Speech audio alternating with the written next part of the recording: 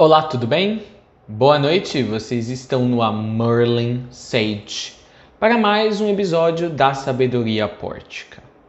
Se você é novo no canal, saiba que aqui nós falamos sobre a espiritualidade que pode ajudar a você obter os conhecimentos, as ativações, as chaves, para você poder trilhar o teu processo não só de acordar espiritual, mas processo este que, no geral, leva as pessoas para o seu processo ascensional, o seu processo de iluminação nesta encarnação em específico, durante esse período do planeta Terra que nós chamamos de uma transição planetária. Então você vai receber o beabá, o passo a passo de como fazer isso, na minha playlist Diário de Bordo da Ascensão. Você vai poder também conferir os materiais mais aprofundados na playlist intitulada apenas com o nome Ascensão. E aí nós temos quadros como esse, Sabedoria Pórtica, sempre às terças às 20 horas. Em especial, este episódio da Sabedoria Pórtica está saindo na quarta-feira. Não saiu ontem porque eu tive um imprevisto, mas é sempre às terças às 20.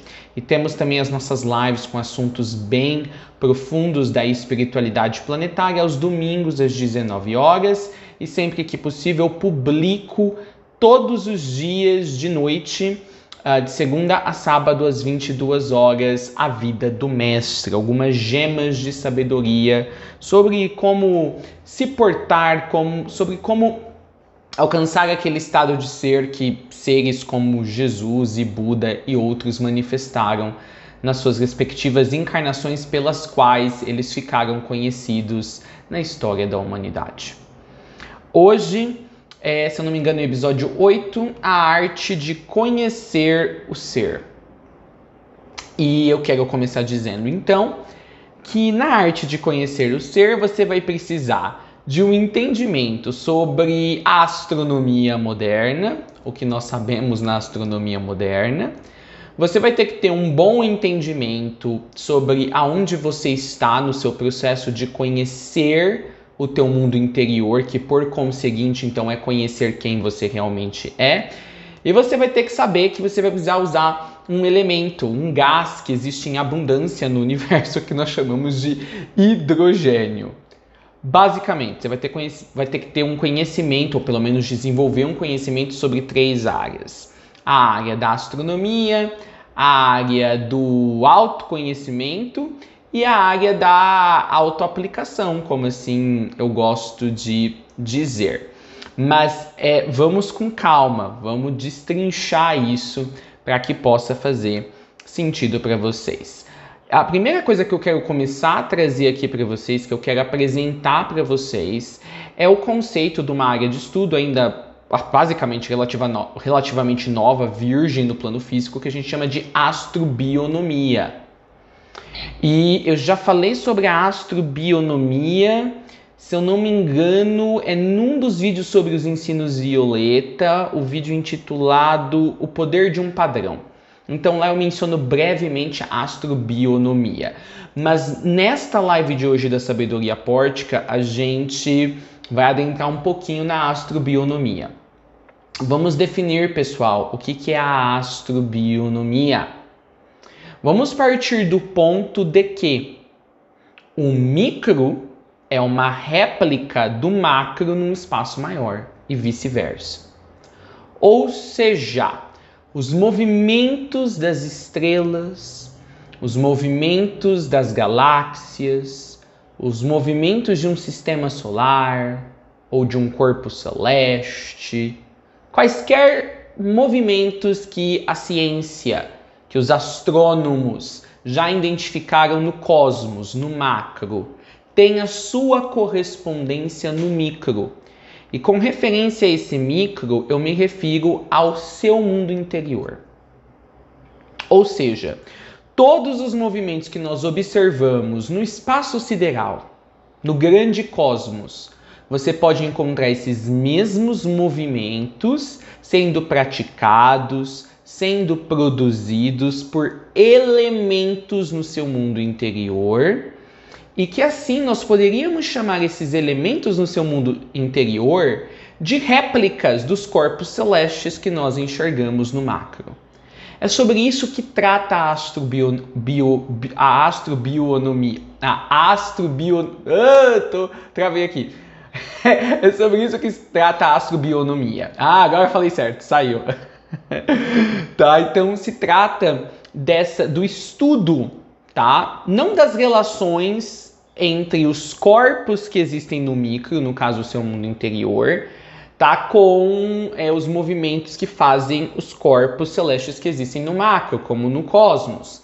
Mas é a percepção, tá? E o estudo dessa percepção de que os movimentos do mundo interior de um ser, quer seja humano ou não, encarnado ou não, dentro do seu mundo interior, são os mesmos reproduzidos no macro. Então a gente cataloga como tudo que está acontecendo no macro, a gente consegue enxergar uma correspondência no micro. E qual é essa correspondência exatamente? Então não é que o macro e o micro eles se conectam, há uma ponte entre eles não precisam dessa ponte. Porque cada um no seu próprio mérito é já uma réplica do outro em escalas muito diferentes. Então a astrobionomia vai tratar desse tipo de assunto. E por quê? Ou desse tipo de estudo. Há muitos mestres ascensos que estudam a astrobionomia. Agora, o detalhe. Isso então traz uma perspectiva maravilhosa aqui.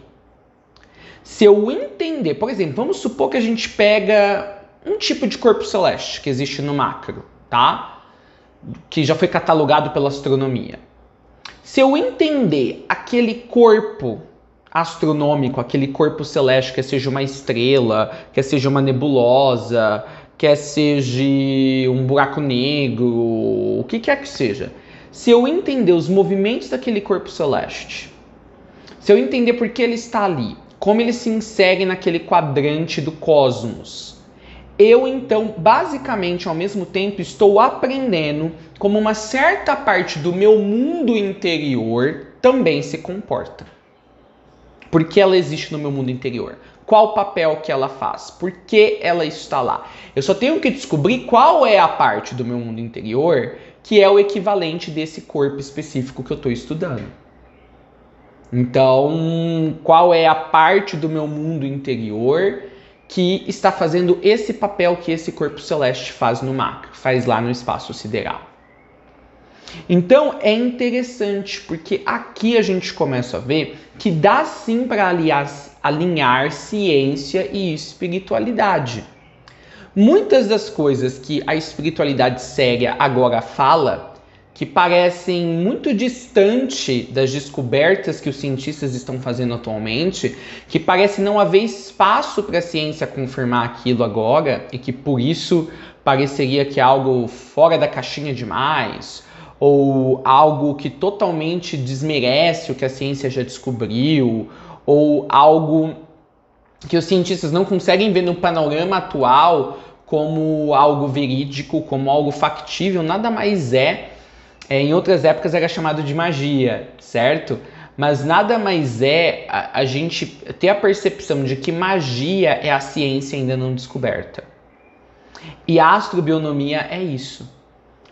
Os cientistas do nosso planeta ainda não perceberam, assim, eles já perceberam que há vários ciclos no universo, esses ciclos continuam a ser reproduzidos dentro do nosso sistema planetário, ou seja, dentro do nosso planeta. O nosso planeta tem ciclos também, e aí o nosso planeta em relação ao universo seria o micro.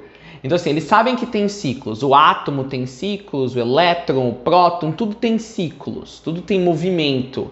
Mas assim, ninguém ainda cantou essa bola de que tudo isso está dentro da gente. Então, entender o fora, o universo físico, material, é entender o dentro. Então, assim, um astrônomo, quando ele está estudando os astros, tá, os corpos celestes, sem saber, ele está aprendendo como funciona algum nível do mundo interior dos seres sentientes e de si próprio. Ele só ainda não parou para ir lá no seu mundo interior e identificar qual área daquele mundo interior seria o que ele está vendo espelhado no universo físico, no macro. Então eu queria trazer aqui essa consciência para vocês. Então, por que o episódio de hoje é a arte de conhecer o ser? Os episódios anteriores também te ajudam a conhecer o ser, pelo menos a ganhar uma maestria sobre o ser. Mas o episódio de hoje, a gente fala que uma pessoa está realmente no princípio de conhecer o ser que ela é, quando ela atinge a primeira camada do mundo inconsciente. Então, você vai ter certeza ou vai ter a confirmação de que você está começando a conhecer o ser que você é na hora que tu atingir a primeira camada do mundo inconsciente. Vamos deixar isso se assentar em vocês enquanto eu tomo uma água.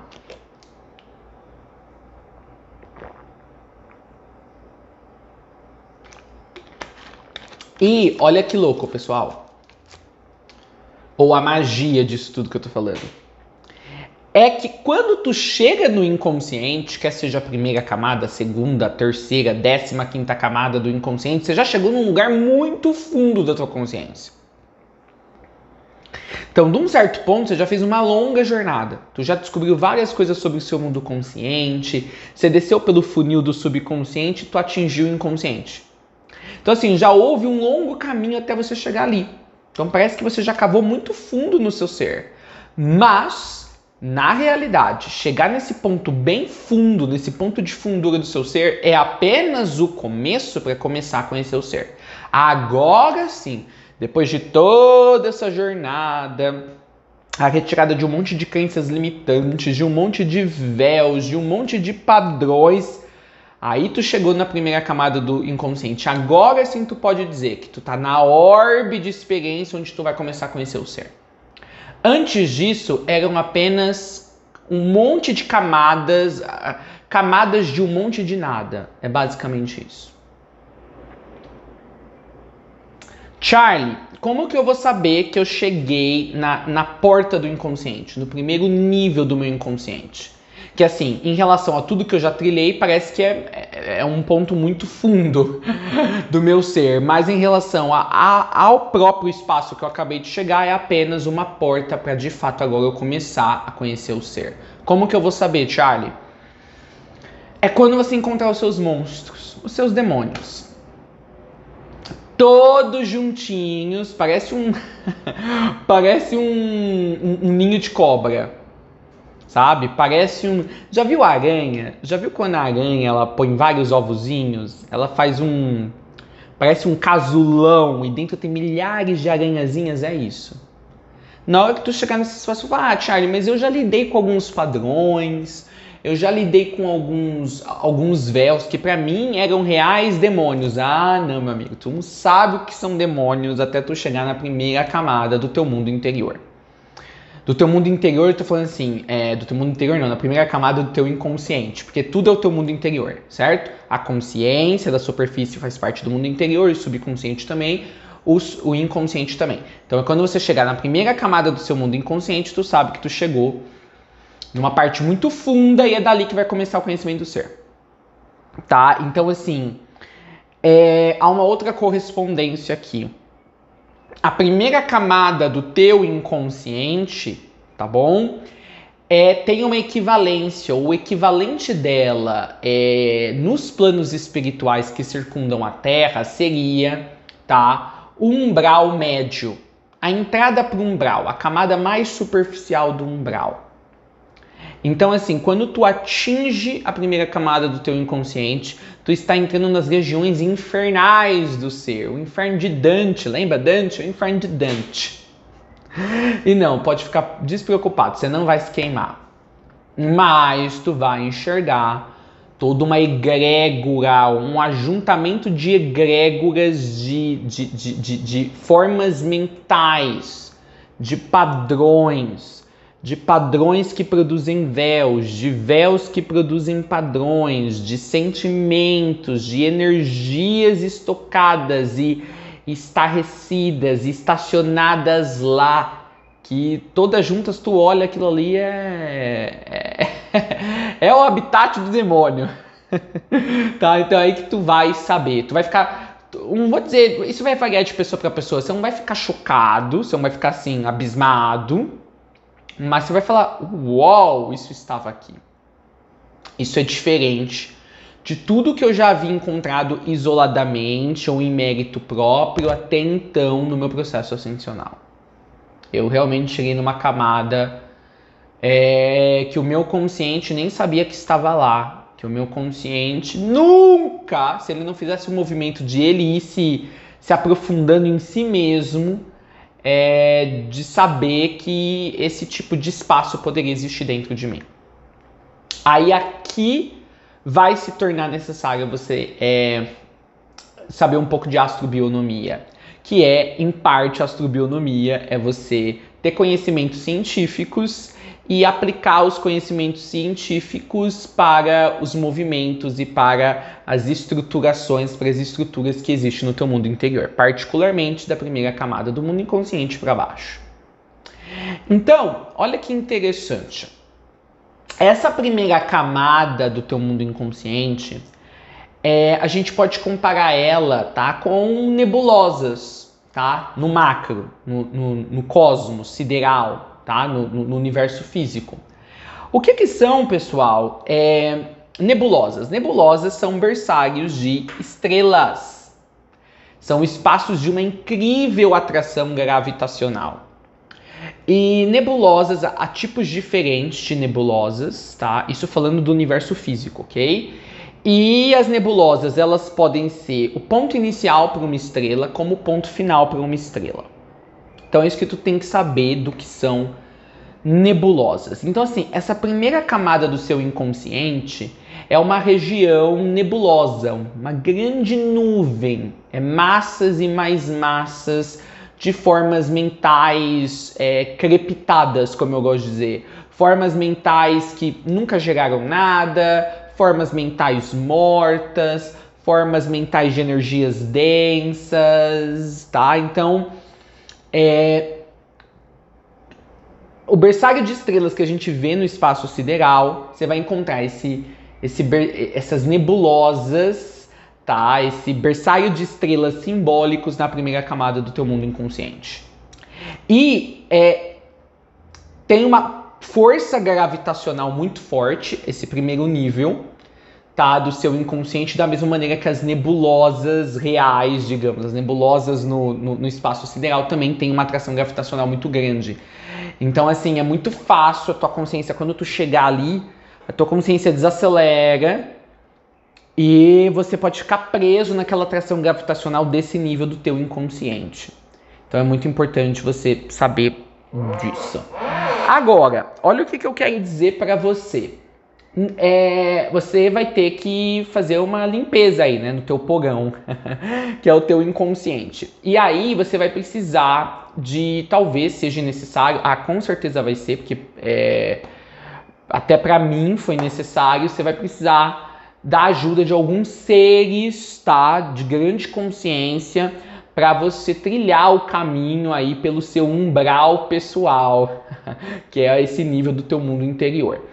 Um arcanjo que ajuda muito a gente a fazer isso é o arcanjo Raziel, tá? Então o arcanjo Raziel vai ajudar você a trilhar as nebulosas do teu mundo inconsciente, que podem ser o ponto de partida para qualquer corpo celeste que existe no teu mundo interno. Ou pode ser o fim, tá? O espaço onde é o ponto final desses corpos celestes, tá? No teu mundo interno. Então você vai precisar de Raziel. E aí, como que Raziel vai te ajudar? Raziel pode te ajudar a você transportar a tua consciência para uma nebulosa de emissão, tá? No espaço sideral, no grande cosmos que os astrônomos estudam, tem vários tipos de nebulosa. Um desses tipos de nebulosa é uma nebulosa de emissão. Há várias nebulosas de emissão. Essa específica para a qual Raziel pode te levar é uma nebulosa que nós chamamos de Andromalia. E a pronúncia dessa nebulosa, eu vou dar aqui, vou fazer o soletramento para vocês, o soletrar para vocês poderem escrever no seu caderno. Essa nebulosa de emissão, que na espiritualidade a gente chama de Andromalia, soletra-se da seguinte maneira: A-N-D-R-O-M-A-L-H-I-A, Andromalia. Então não se lê o H, mas tem o H depois do L ali. Mas os astrônomos a catalogaram como nebulosa IC336, na constelação de Taurus, tá? Então eu tô dando aqui para vocês tanto o nome, que é a espiritualidade dá para essa nebulosa, tá, no espaço sideral, quanto o nome com o qual ela foi catalogada pelos astrônomos, pelos estudiosos dos astros. E lá, nessa nebulosa, esse ponto, Raziel não me confirmou se os cientistas já catalogaram, tá? Mas nessa nebulosa de emissão, a IC336, tem um Sol, tá? Tem uma estrela de nêutron lá, que a gente chama, Raziel, o arcanjo Raziel, chama esse Sol ou essa estrela de Calindro, deixa eu ver, deixa eu pegar o nome aqui que eu já escrevi errado, Calindoplastros, tá? Calindoplastros, eu espero que eu tenha anotado certinho. Plastos ou plastros, eu acho que tem um R. Eu não me lembro, tá, gente? Porque faz muito tempo que eu anotei isso, eu tô pegando as minhas notas antigas, tá? Mas é isso, o nome do Sol é Calindoplastros, tá? Então é essa estrela de nêutron. Tá? Então, essa constelação de Taurus, onde está essa nebulosa de emissão, ela é situada perto do equador celestial e, por isso, ela é parcialmente visível de ambos os hemisférios aqui do planeta em certos momentos do ano. Você vai falar, tá, Charlie, por que ele vai me levar para essa nebulosa de emissão IC336? Porque este Sol Calindoplastros ou Plastos, depois eu ponho certinho o nome aqui nos comentários desse vídeo, vai ajudar a emitir uma luz, a emitir fótons, esse Sol real, tá, gente? Essa estrela. Ele vai levar até a tua consciência lá e as emissões de fótons, de fotões dessa estrela de nêutron, vai ter um impacto dentro do teu mundo interno. Então, basicamente Raziel vai levar tua consciência até uma estrela real no espaço sideral, dentro dessa nebulosa de emissão. Só que chegando lá, os fotões, tá, que essa estrela vai emitir, não vai impactar a tua consciência que, vamos dizer, ali vai estar sem um corpo físico. Esses fotões vão ser redirecionados exatamente para a região equivalente dentro do teu mundo interno, que é o primeiro nível do teu mundo inconsciente, onde também há nebulosas. Então, assim, quando tu entra em contato com um corpo celeste real no espaço sideral, é como se esse corpo celeste no espaço sideral começasse a se manifestar na região equivalente dentro do teu mundo interior. Então, quando a estrela brilhar lá fora no espaço sideral, dentro dessa nebulosa, ela vai estar automaticamente, simultaneamente, brilhando os fotões dela dentro desse espaço do teu mundo interior, que é o teu inconsciente, então dissipando toda essa nuvem de gases e de formas mentais crepitadas, não finalizadas, que existem nesse primeiro nível do seu mundo inconsciente. É maluco, fascinante isso, tá?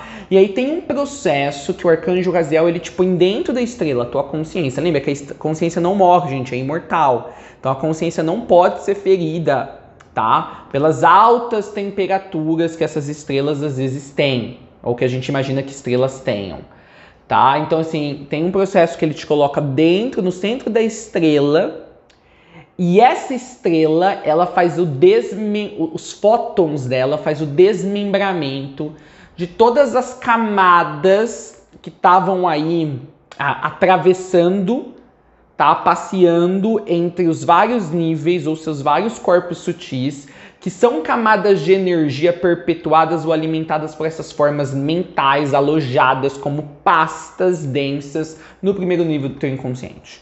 Então você vai ver, você vai se ver sendo desmembrado em vários níveis dentro dessa estrela de nêutron pelo arcanjo Raziel. Você vai ver, vai parecer que tá saindo escama. Sabe como escama de cobra? Cada escama é um corpo etérico avulso, é um corpo etérico, digamos, um pseudo corpo etérico que existia como uma membrana extra, tá? Se movimentando entre os seus corpos sutis, os normais, os feitos pela criação, e que estavam sendo existiam como corpos extras, membranas extras da tua bioenergia, porque eles estavam sendo alimentados por formas mentais, por formas de sentimento e outras coisas mais que estavam ali incrustadas nesse primeiro nível do teu mundo inconsciente. Então, é um processo assim incrível e para esse Sol Calindro Plastos lá na nebulosa IC336. Agora, neste ponto do vídeo, eu vou explicar para vocês o que acontece numa nebulosa de emissão, tá? A explicação científica, para você entender o que acontece nesse primeiro nível do teu mundo interior, que é o teu mundo inconsciente, tá? Que é o inconsciente dentro do teu mundo interior. Então vamos lá, o que é uma nebulosa de emissão? Primeiro, gente, talvez a explicação vai ficar um pouco difícil, porque se você é um leigo totalmente de astronomia, tá, vai parecer algo de louco. Gente, eu não tô entendendo o que o Charlie tá falando. Mas não se preocupe, tá? Sinta a energia. Se você não conseguir entender através das palavras o que eu tô de fato descrevendo, só tome conhecimento sobre isso num nível muito profundo, tá? Não tô entendendo com a minha mente, a minha personalidade humana não está entendendo. Mas energeticamente eu tô entendendo. E é isso. É só... Porque como um educador eu gosto de explicar as coisas profundamente quando necessárias, tá? Quando é necessário. E aí eu vou trazer um pouquinho de astronomia aqui agora. Então assim, o que é uma nebulosa de emissão?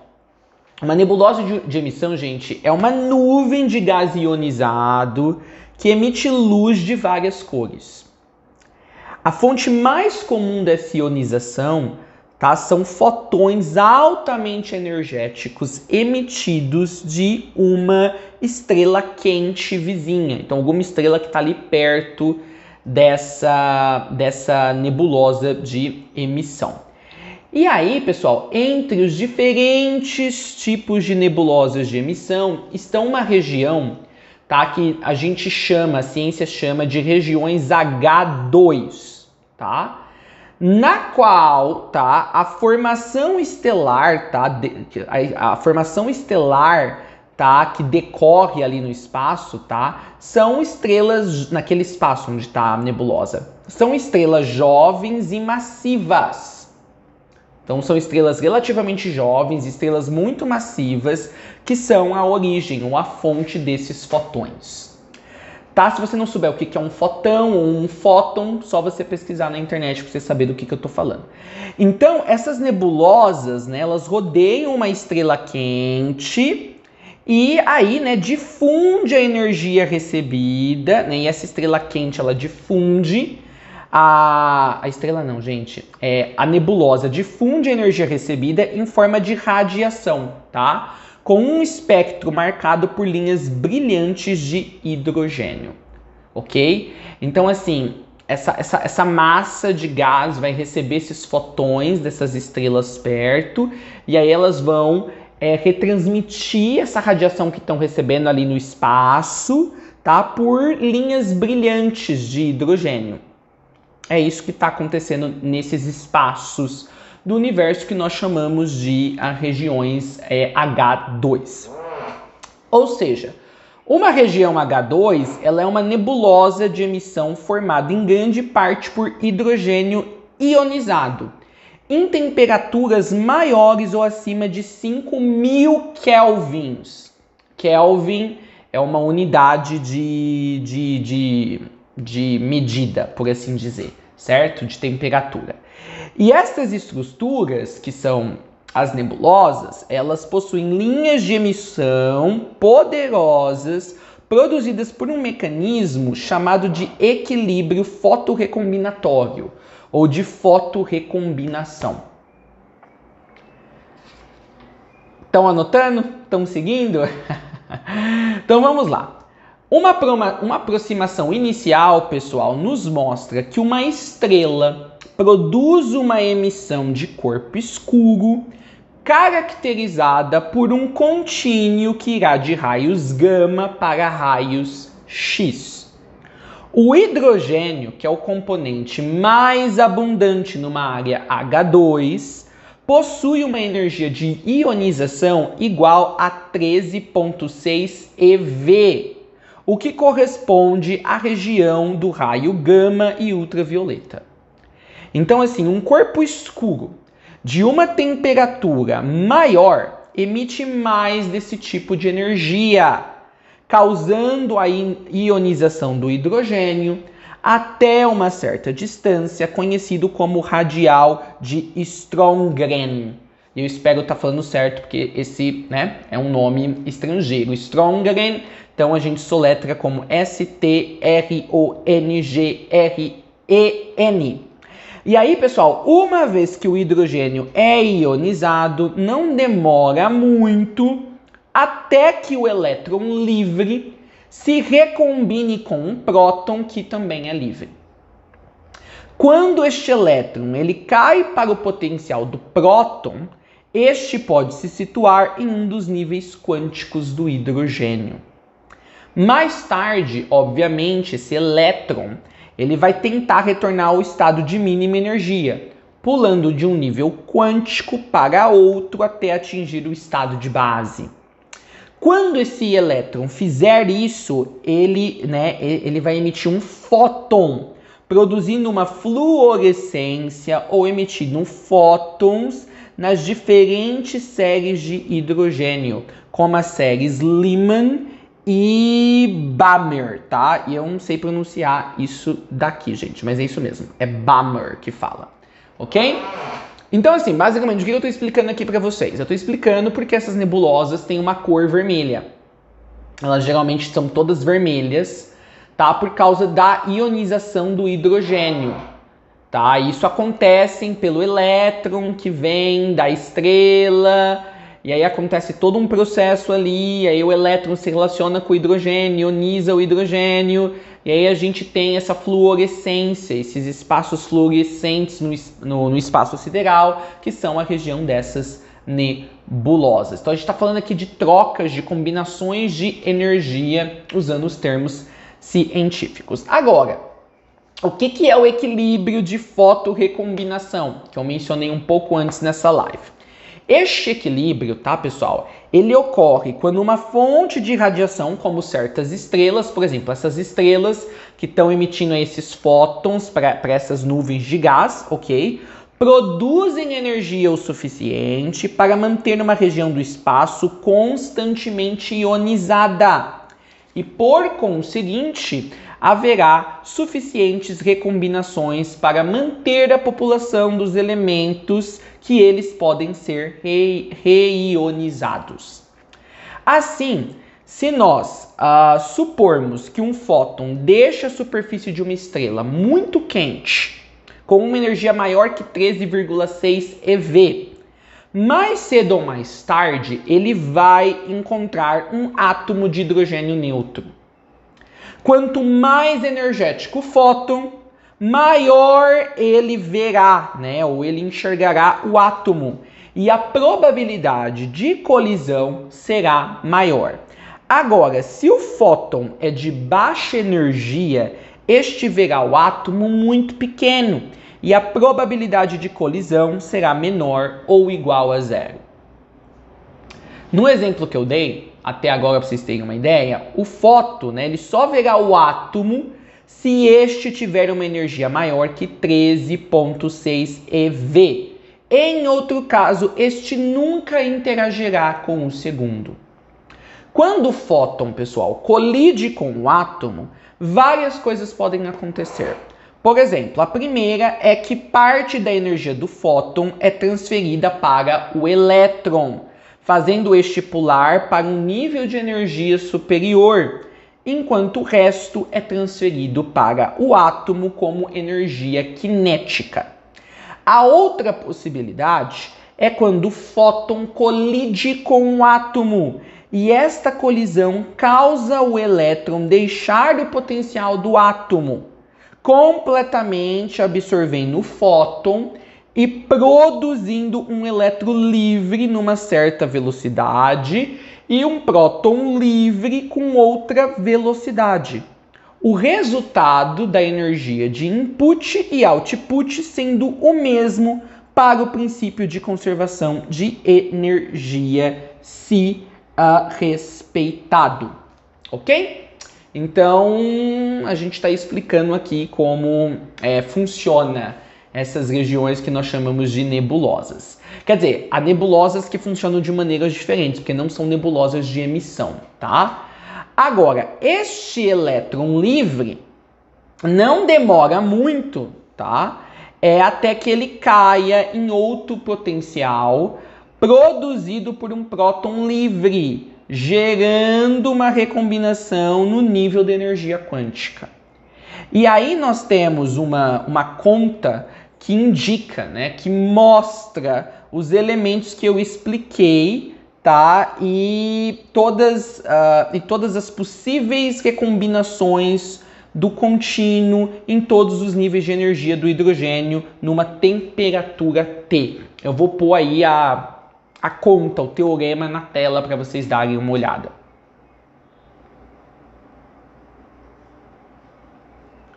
Agora, olha que interessante. O que indicará que o sistema está em equilíbrio por uma fotorrecombinação para uma região de puro hidrogênio e uma fonte, né? Quer dizer, essa conta aí, desculpa, deixa eu corrigir aqui, tá? Essa conta, tá? Então vai indicar que o sistema está em equilíbrio por uma fotorrecombinação para uma região de puro hidrogênio e uma fonte ionizadora. Ok?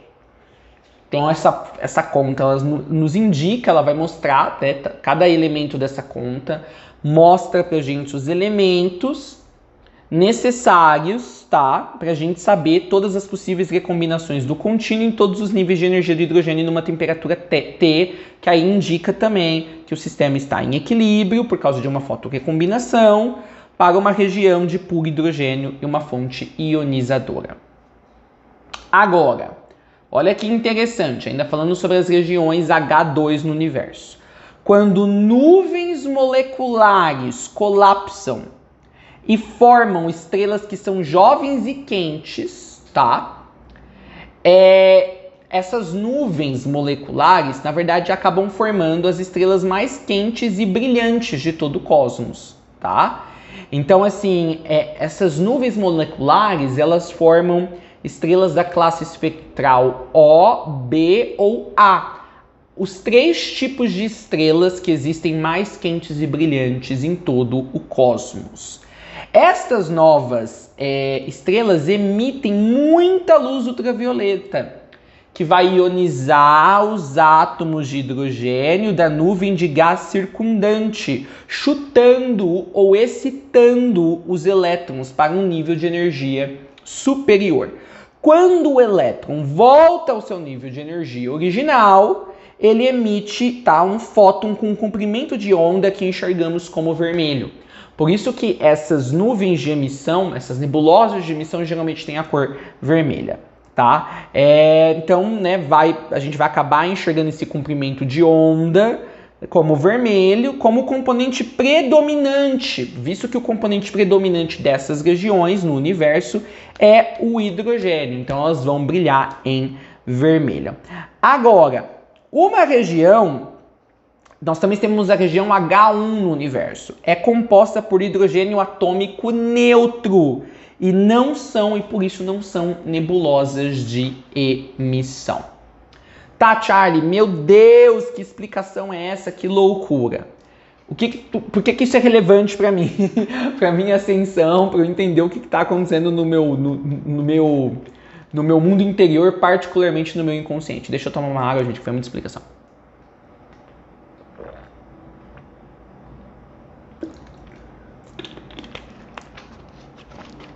Vamos fazer as conexões aqui. O hidrogênio, gente, é um dos gases mais leves, um dos gases mais abundantes no universo, e aí não nos impressiona que num berçário de estrelas sejam grandes nuvens, grandes ajuntamentos de nuvens, por assim dizer, de gases, onde boa parte desses gases que estão lá, na verdade, é o gás hidrogênio. Ok? E aí esse gás é ionizado e tu já entendeu o que acontece, aí forma a cor vermelha e tal. Vamos entender o que é a cor vermelha no universo. A cor vermelha está conectada com o chakra raiz e está conectado com o primeiro raio divino. Tá? Que ele vai do espectro vermelho para o espectro azul, que é a vontade, o poder divino. Então, tu acha que é uma coincidência que nas nuvens de emissões que existem no universo, que são berçários de alguns tipos de estrelas mais poderosas e mais massivas e quentes que existem, essa cor conectada com o raio divino, do poder e da vontade divina estejam conectados? Essa cor esteja lá? Não. Porque é do poder, é da vontade divina que a criação sempre continue manifestante, sempre continue acontecendo. Tá? E no cosmos, uma das maiores manifestações que a criação está viva, ela é ciente, ela está acontecendo, é a formação de novas estrelas. Ok? Então a gente tem ali um elemento de cor, de luz, que traz esse elemento da vontade, do poder divino. Ok? Agora, olha que engraçado. A gente consegue esse comprimento de onda através da ionização do hidrogênio. Certo? Vamos pensar no nosso mundo inconsciente agora. No inconsciente, no nosso mundo interior. Tá? Os elementos lá na primeira camada do teu mundo inconsciente, que seriam o equivalente, tá? Ao átomo, que vai interagir com o fóton, que foi emitido pela estrela Calendoplastos, essa estrela em específico, ou qualquer estrela que emita fótons nessas regiões, tá? Então, assim, esses componentes que estão no teu mundo inconsciente vão precisar ser ionizados, tá? Pelos fótons dessa estrela que está no espaço sideral e que ela também tem uma vertente energética, esotérica, que pode atuar no mundo interior de cada ser. Resumindo, o teu mundo inconsciente, essa primeira camada do teu inconsciente, ela vai ter que ser ionizada, tá? Para esse espaço do seu inconsciente ser um espaço que vai estar na energia do aterramento, na energia da vontade do poder divino. Ou seja, esse espaço do teu mundo interior não vai ser mais um espaço que é terra de ninguém, onde, entendeu? É apenas uma grande mistura de gases. Não, ele vai se tornar um espaço criacional, um berçário de formas mentais, num nível muito profundo do seu ser. Da mesma maneira que as nebulosas se tornam um berçário de estrelas. Consegue ver a relação? E aí,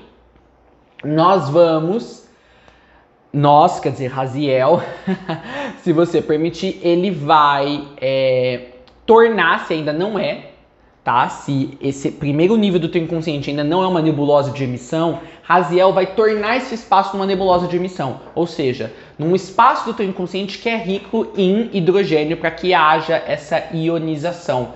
Porque da mesma maneira que no universo, no cosmos sideral, não existe apenas uma nebulosa de emissão, há nebulosas planetárias, há outros tipos de nebulosas. Às vezes essa primeira camada do teu mundo inconsciente não é uma nebulosa de emissão, então vai ter que ser tornada uma nebulosa de emissão, vai ter que, nesse nível do teu inconsciente, vai ter que se adicionar hidrogênio lá. Porque o hidrogênio, gente, a partícula dele, o que quer que seja, tá? Ele não vê diferença entre um corpo físico, ou um corpo no espaço sideral, ou um corpo energético, ou algo que você chama de abstrato na consciência.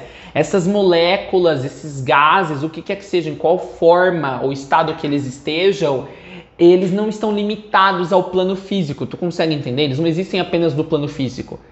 Dependendo de em que forma eles estão, eles podem adentrar qualquer outro nível de existência, inclusive o nível da tua consciência lá, naquele espaço muito profundo que é o inconsciente, tá? E aí, ou seja, o que tu tem que gravar de toda essa conversa? Você vai ter que ionizar Todo esse processo que eu expliquei aqui, atomicamente, o elétron livre, o próton livre, isso vai acontecer na primeira camada do teu mundo interior, quando esta se tornar uma nebulosa de emissão. E quando você aceitar a ajuda de Raziel, e Raziel trazer os fótons dessa estrela de nêutron, a Calindro Plastus, ou Plastros. É isso que tu tem que saber.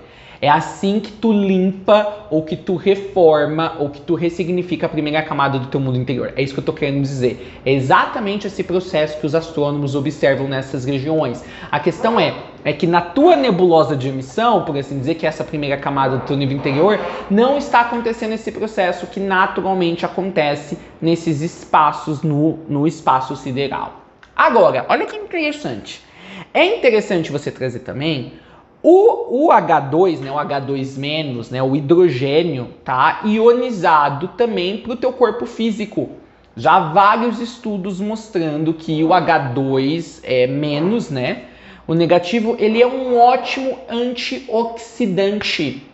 Há estudos, tá, mostrando que o H2-, ele pode ser uma solução para a doença de Parkinson, tá? Para a doença de Alzheimer, tem estudos sendo feitos nesse sentido, ainda muito iniciais, de que ele pode ser bom para doenças cardiovasculares, ok?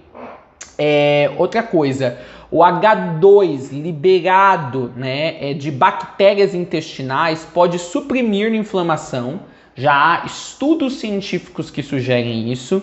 E o hidrogênio, esse mesmo hidrogênio, né, é o mesmo gás que você encontra lá nas nebulosas de emissão, mas às vezes num nível daquele gás diferente, tá?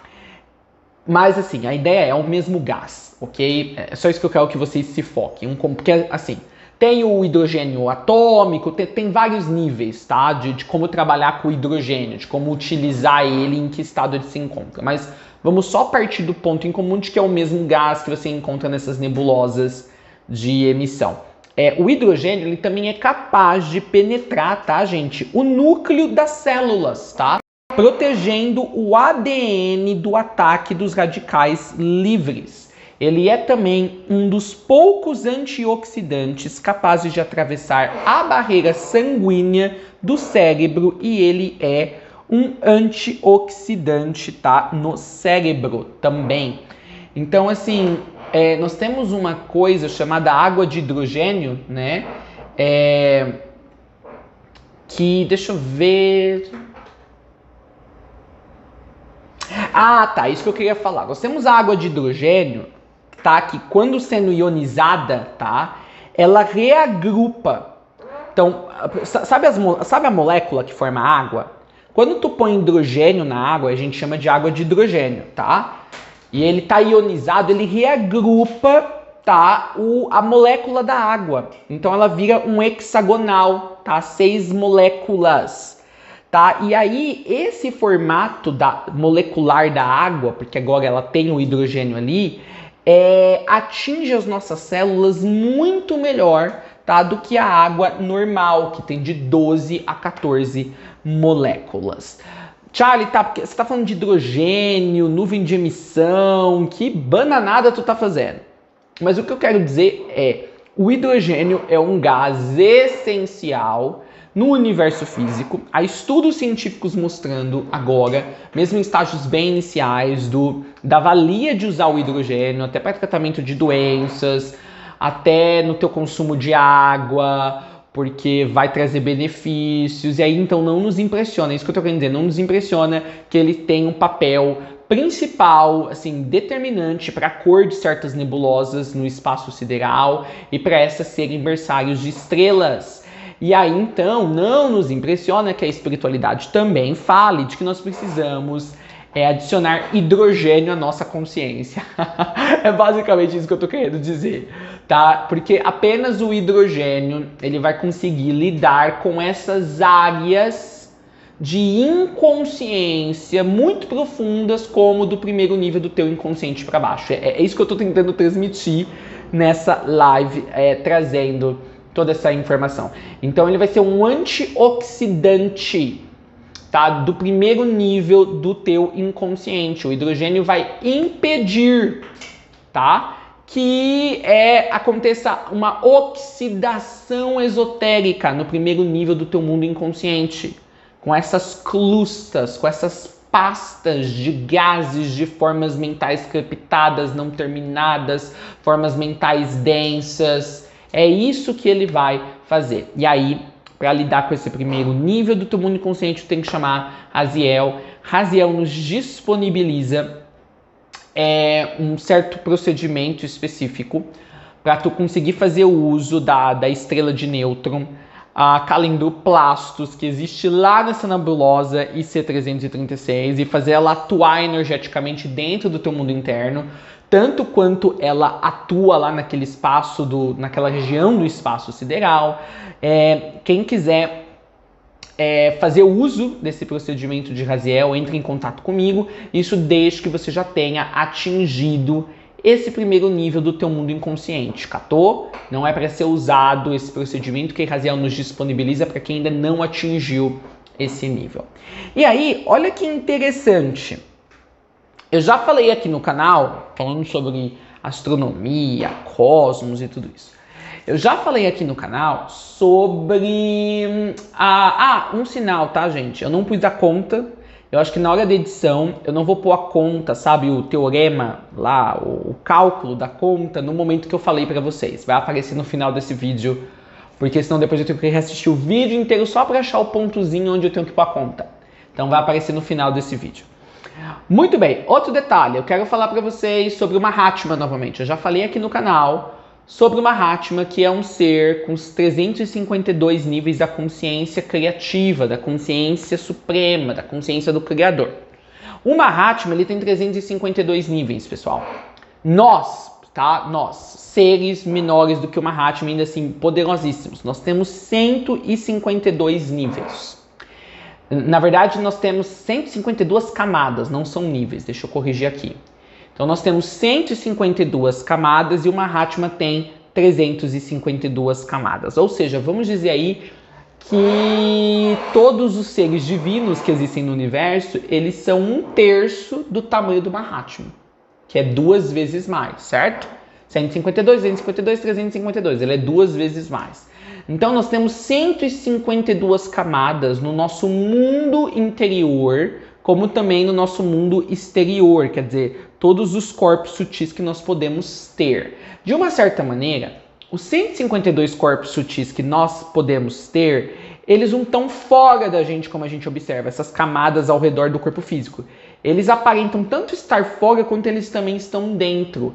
Então, os corpos sutis, eles são uma manifestação exterior de uma realidade interior.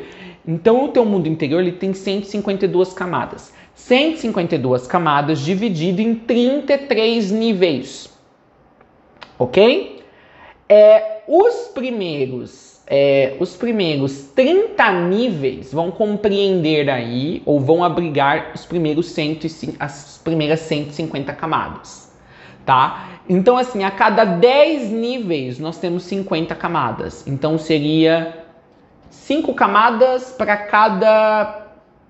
Seria 5 camadas para cada nível, tá? Então, assim, você tem 100 camadas, você então tem 20 níveis. Você tem 150 camadas, né? Ou mais 50 camadas, e completa 150, e aí você tem 30 níveis. A camada 151 do seu ser, que é uma das camadas mais profundas, a camada 151, ela é o equivalente a apenas um nível. Então, a partir da camada 151, não é mais 5 camadas por nível. Então, cada nível vai ter apenas uma camada. Então, a camada 151 do seu ser é o nível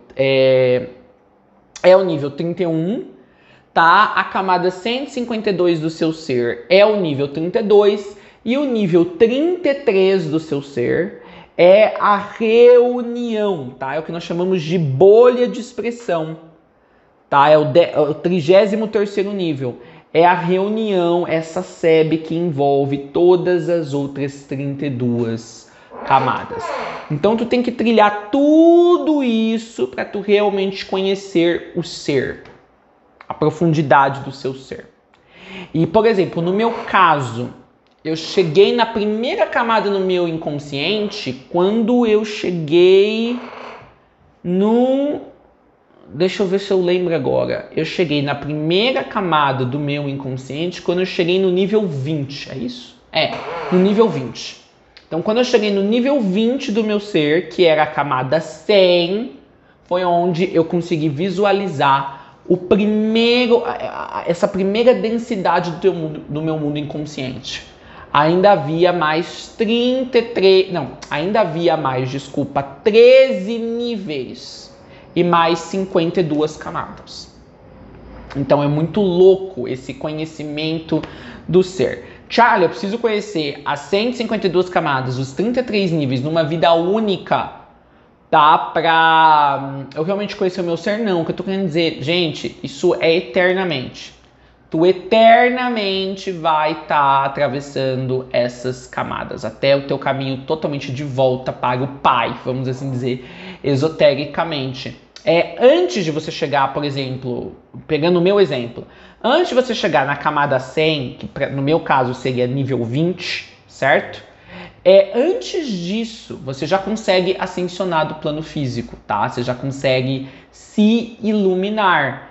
Então, assim, mesmo eu estou descobrindo as camadas de nível cósmico, né? Eu estou entrando agora nas camadas de nível cósmico, tá? A partir das 100 para frente, tá? As 50 até a 100, tá? As camadas de 50 a 100 são camadas ali de sistema solar, tá? Quadrante galáctico, galáxia, tá? E o quadrante no qual a nossa galáxia também está. Aí da de 100 para frente a gente já começa os níveis de conhecimento do seu ser cósmico. Então eu já estou nesse nível de conhecer essas profundidades do meu ser que tem uma equivalência no cosmos físico, como sendo lugares muito distantes, muito mais avançados, dimensões que vocês falariam de no futuro, né? Dimensões que seriam o futuro da Terra, cosmicamente falando. Então eu queria passar tudo isso para vocês. Gente, isso aqui é só para vocês vislumbrarem, tá? Uma live como essa é para vocês vislumbrarem as possibilidades de conhecimento do seu ser. O quanto há para saber, o quanto há para se conhecer. Por isso que você não pode parar de se conhecer. Você tem que todo dia continuar a se conhecer. Porque o caminho ele não é que ele é árduo, mas ele vai te trazer muitos insights. Há muito o que avançar. Há muito mais. E quanto mais você conhecer sobre o ser, mais você vai perceber que você está em tudo, você é tudo e não há o outro. Tá? Mais você vai estar alinhado com todos os movimentos da mente de Deus, que na verdade é o Cristo. Que você estará no Cristo. Essa é toda a ideia aqui. Não acho que você só saber de espiritualidade, se você não souber de astronomia, se você não souber de biologia, se você não souber um pouco de física, ou pelo menos fazer o esforço para saber, não acho que sem essas coisas você vai conseguir ascensionar. Você não vai. Por sinal, os seres que conseguiram ascensionar, eles eram muito bons em algumas dessas áreas, ok? Eles eram muito bons em uma área específica e eram muito bons nessa área, pois eles também entendiam sobre outras áreas. Temos um Leonardo da Vinci, temos outros caras aí, um Newton, ok? Alguns filósofos. Então, você vai precisar integrar conhecimentos, mesmo que seja num nível superficial, mas você vê a linha de conexão entre eles, porque tudo no universo está conectado. E essa é a arte de conhecer o ser. Conhecer o ser não é mais conhecer você nessa encarnação, a encarnação sendo usada para integrar as outras encarnações, não. É conhecer o cosmos, é conhecer a mente de Deus manifestante e manifestada que é o Cristo. Então, é conhecer um pouco de tudo, desde que venha para você como necessário naquele momento conhecer essas outras coisas. Essa que é a ideia de toda essa nossa conversa aqui na arte de conhecer o ser. Deixa eu ver se eu tô esquecendo de falar alguma coisa.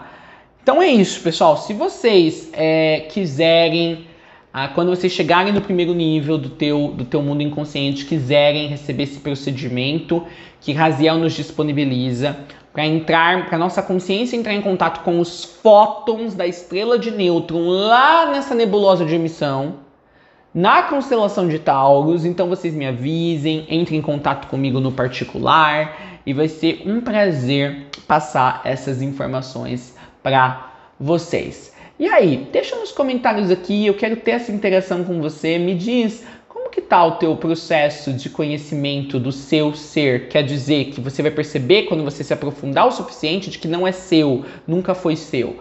Como está o teu conhecimento, o teu nível de aprofundamento sobre o ser? Já chegou na primeira camada do seu inconsciente? Como que está sendo? Teve efeitos colaterais no físico? O que mudou quando isso aconteceu? Está tendo dificuldades? Já chegou nesse ponto? Precisa da informação sobre o procedimento da estrela de Calindroplastos?